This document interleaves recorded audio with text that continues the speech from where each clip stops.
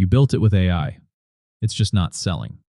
And the confusing part is that everything worked. The thing runs. It does what you said it would do. You showed it to people and they said it was cool. Some of them even signed up.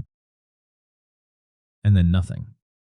So you assumed it was a polish problem. You went back in, added the feature, fixed the onboarding, redid the landing page, shipped again. Same silence. I want to tell you what's actually happening, because it isn't a polish problem, and it isn't a you problem. Then I'll tell you what I'd do about it. Here's the part nobody says out loud. 2 years ago, being able to build was the whole moat.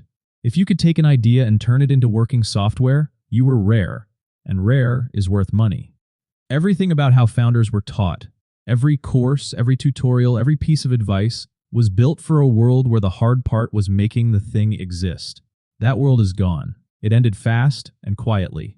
Right now, the ability to build is the most abundant it has ever been in the history of software. You have it. So does everyone else who opened the same tools you opened. The moat didn't shrink, it filled in. And here's the trap. You got faster at the exact thing that stopped being scarce. That's why shipping harder isn't working. You're pouring effort into the abundant half. You can now build a product in a weekend and get 0 signups for a month. And both of those things are true at the same time, and neither one contradicts the other. So what replaced it? 2 things. Knowing what to build, which is a judgment problem, not an engineering one, and being able to reach the people who'd pay for it, which is a distribution problem, and also not an engineering one. Neither of those got easier. If anything, they got harder, because now everyone is shipping into the same feed. The uncomfortable version? The bottleneck moved out of your skill set and into a skill set nobody ever taught you quickly, so you know why I'd have an opinion. I've spent 18 years in paid acquisition, somewhere north of $60 million in ad spend. Most recently as CMO of a B2B SaaS company that I took through a private equity growth investment and a 9-figure exit this year, the second 9-figure exit I've been part of. Before that, franchise growth. A fitness brand from 0 to 435 locations, a restoration company from 15 to 60. I also build 8 software products shipped and running, and the tools I use in my own work are ones I wrote. I'm telling you that for one reason. I'm on both sides of this. I know what it feels like to have the thing working and nobody using it, and I know what actually moves the number. Those are usually 2 different people. That's the whole problem. So, how do you tell if the thing you're building has a buyer before you finish it? The advice you've heard is talk to users. That advice is useless, and I'll tell you why.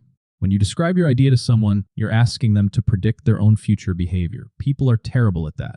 They're not lying to you. They genuinely don't know. And they like you, so they say it's cool. Here's the test I'd actually run. Find out what they're paying for the ugly version right now. Not whether they like your thing, whether they are currently spending something, money or hours, on a worse solution to the same problem. Because every problem worth solving already has a bad solution attached to it. A spreadsheet somebody maintains by hand. A VA doing it manually, 3 wheels duct taped together. A process everybody complains about. If you find the ugly version, you've found the buyer. Somebody already decided this problem is worth spending on.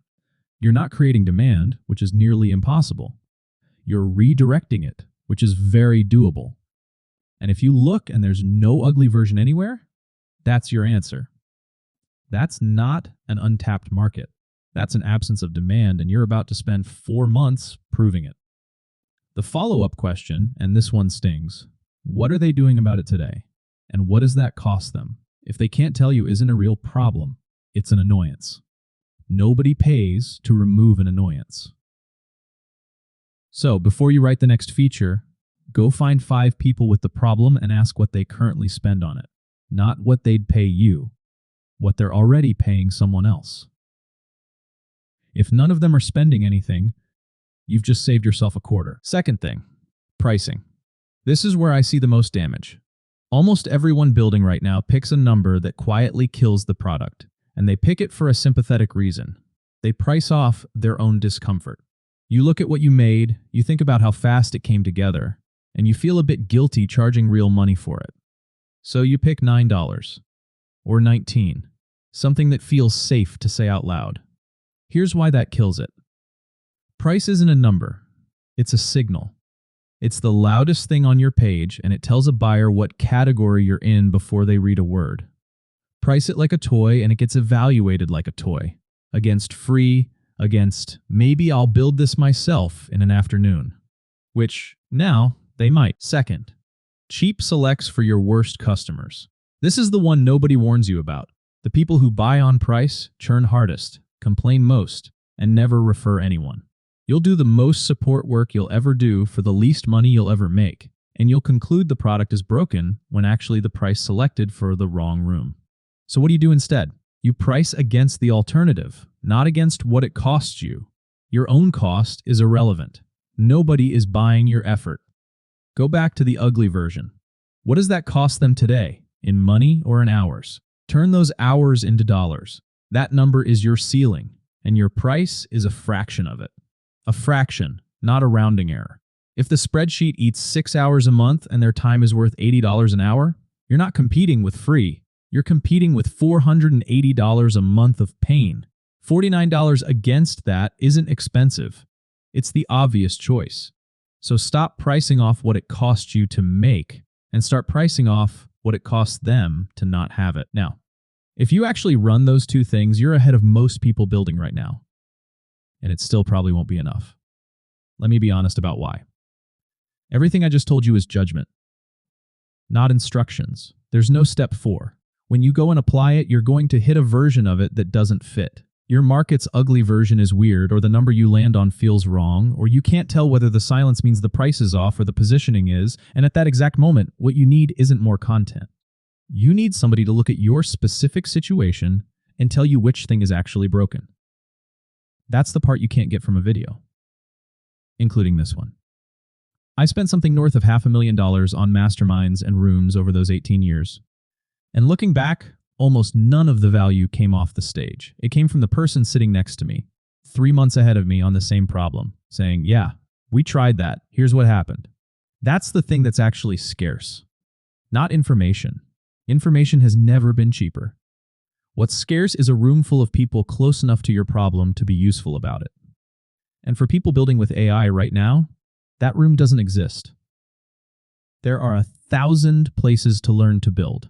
There is almost nowhere to go once the building is done and it isn't selling. So I'm building it. It's called Technically Founders. Live calls every week. You bring the actual thing, the pricing you're unsure about, the launch that went nowhere, the feature you can't tell is worth building. You ask, I answer, on camera, not a lecture, not a replay. A private Discord where it continues between calls. Builders at the same stage as you, and me in the thread rather than behind a support form. Course material released as it gets built, starting with how to think about marketing while you're still writing the product. And the thing I care about most, what gets made first is decided by what people tell me they're stuck on, not by what I assume you need. There's a question on the sign-up page asking exactly that, and I read every answer. Let me be straight about where this is. It's early. The group is small right now. That's not a pitch. It's just true. And it's exactly why it's $9 a month instead of $49, which is where it goes when it opens publicly. If you're on the wait list, you get in at $9 and you keep $9 for as long as you stay. It's month to month. You cancel whenever you want. From inside the thing. No email to anybody. Here's the actual decision. You're going to spend the next 6 months either way. That's not in question. The only question is whether you spend them building something nobody asked for and finding out at the end again, or whether you spend them with people who'll tell you in week 2. I know which one is more expensive, and it isn't the $9. Links below this video. Join the waitlist and answer the question about what you're stuck on. Properly, not one line. That answer is what decides what I build first, and it's the reason your first month will be about your problem instead of somebody else's. I'll see you in there.